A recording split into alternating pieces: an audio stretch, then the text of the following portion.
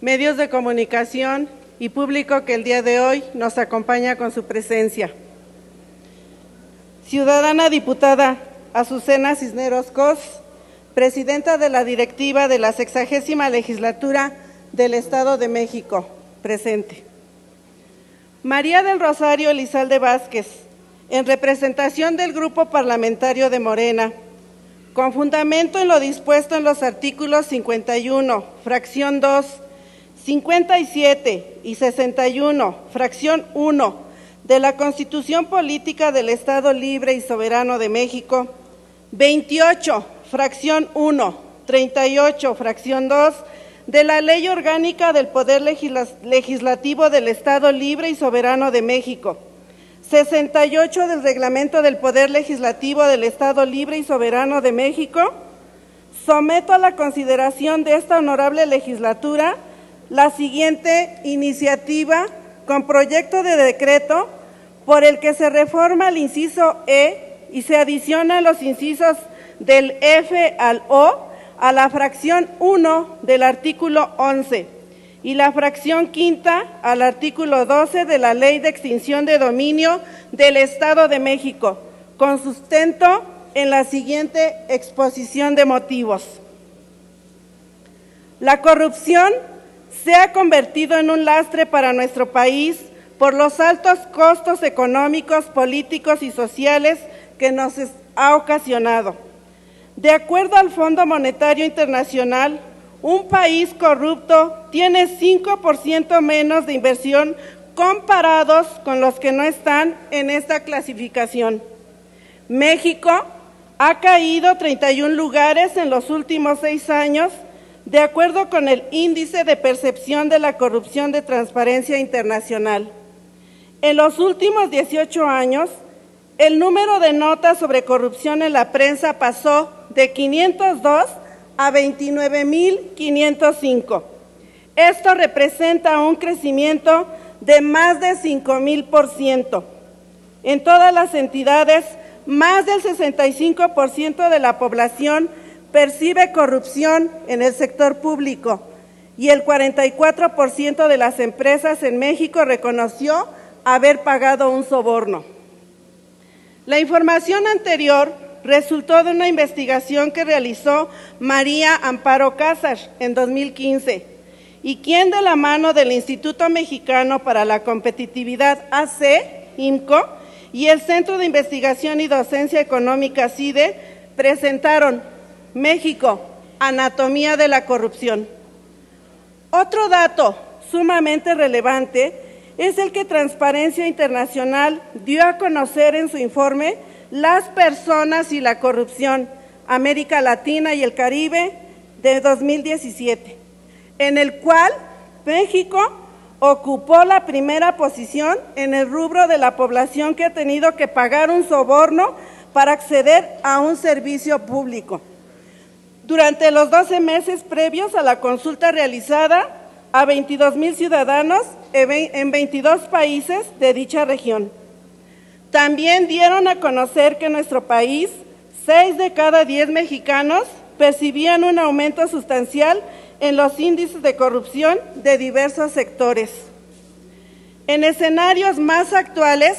febrero de 2018, el diario El País emitió una nota en la que hablaba del incremento en los índices de corrupción derivado del último informe del Índice de Percepción de la Corrupción, elaborado por la organización Transparencia Internacional, donde ocupamos la posición número 135 de 108 en materia anticorrupción, resultando así como el peor evaluado del G20 y de la Organización para la Cooperación y el Desarrollo, OCDE. Ahora bien, hemos descrito de manera muy breve el panorama que en términos de corrupción vivimos en nuestro país, pero es muy necesario analizar. 2015 fue catalogado como la entidad con mayores actos de corrupción. Aunado a esto, la delincuencia y la inseguridad fueron los temas más preocupantes y con mayores índices de incidencia, de acuerdo con la Encuesta Nacional de Calidad e Impacto Gubernamental, ENCIG. y en febrero de 2018 nuestro estado volvió a ocupar el primer lugar en incidencias de corrupción de todo el país. Aunado a lo anterior, nos hemos estado enfrentando a un panorama desolador: la trata de personas, las cajas de tráiler con cuerpos en canal, la venta de órganos, la situación creciente de extorsión a la ciudadanía, la inadecuada explotación de hidrocarburos y la delincuencia organizada son problemáticas que han generado un entorno sumamente complicado, pero que puede ser erradicado. Necesitamos actuar con fuerza y generar estrategias que atiendan de fondo las causas de estas problemáticas. Nos encontramos en una transición del sistema político y social en todo nuestro territorio. La forma de gobernar está cambiando y el objetivo es generar un cambio verdadero, en el cual todos los ciudadanos mexicanos vivamos con un bienestar social auténtico. Como legisladores, debemos garantizar a las y los mexiquenses que representamos leyes que los protejan, que les brinden las herramientas necesarias para que en conjunto salgamos adelante. La participación de la ciudadanía es fundamental y la actuación de cada órgano y poder gubernamental es imprescindible.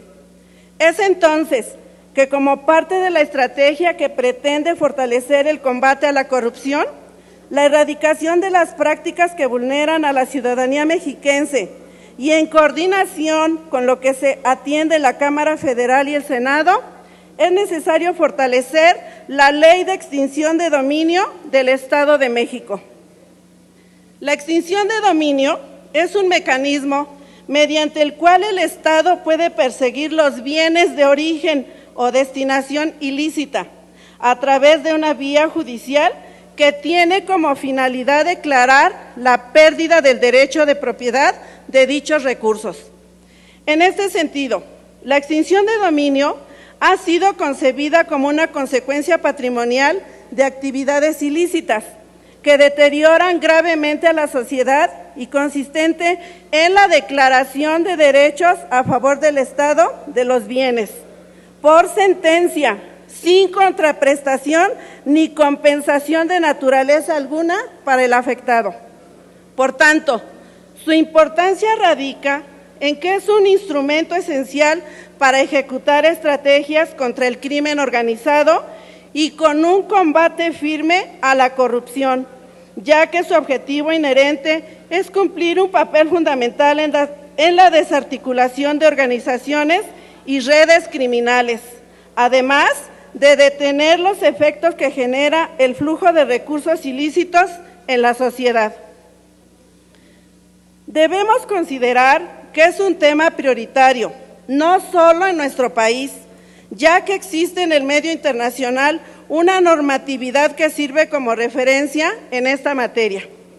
La Ley Modelo sobre Extinción de Dominio de las Naciones Unidas, la Gaceta República de Honduras 2010, el Decreto número 534, la Asamblea Legislativa de la República de El Salvador, la Ley número 29.212 de Perú 2008, la Ley de Extinción de Dominio, Decreto número 55/2010 de Guatemala, la Ley 785 y 793 de 2002 y la 1708 de 2014 de Colombia. Resulta sumamente importante señalar que la Ley Federal de Extinción de Dominio reglamentaria del artículo 22 de la Constitución Política de los Estados Unidos Mexicanos es un marco normativo nacional que ha servido como referente para que otros países evalúen la viabilidad de implementar una ley de esa naturaleza en su regulación interna. Como mencioné en párrafos anteriores, la regulación en materia de extinción de dominio está siendo fortalecida a nivel federal y es necesario caminar en el mismo sentido respecto a nuestra ley local para combatir el desarrollo de estructuras financieras y económicas ilícitas, por lo que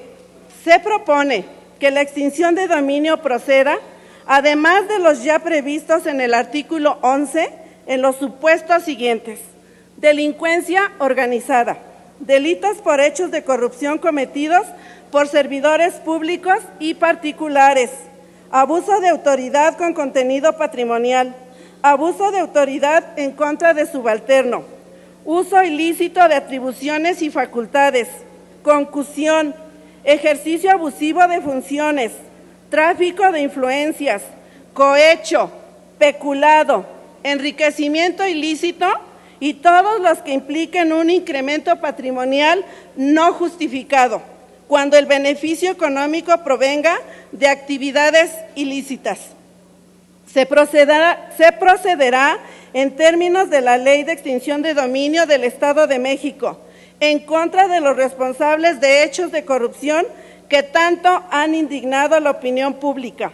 además de las penas que establece el Código Penal del Estado de México. Por el bien de los mexicanos, de los mexiquenses, la Ley de Extinción de Dominio debe mejorar. Es cuanto, Presidenta.